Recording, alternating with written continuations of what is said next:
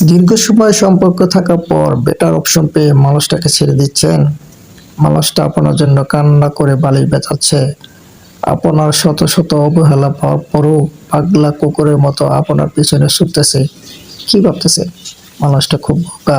মানুষটা বোকা নয়, মানুষটা বিশ্বাসী। মানুষটা আপনার প্রেমেই আসক্ত। আর তাকে ঠকে নিজেকে কি ভাবতেছেন? অনেক বড় চালাক আপনি। একটা কথা মনে রাখবেন, সব ভালোবাসায় কিন্তু ভালোবাসা থাকে না।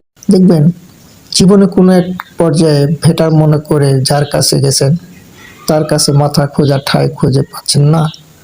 আপনি যেরকম করে ওই মানুষটাকে ভেঙে চুরমার করে দিয়ে এই মানুষটার কাছে এসেছেন, সেম একইভাবে এই মানুষটাই আপনাকে ভেঙে চুরমার করে দেবে। না পারবেন সইতে, না পারবেন কইতে। শুধু সময়ের অপেক্ষা। পার্থক্য শুধু একটাই, আজ আর কাল।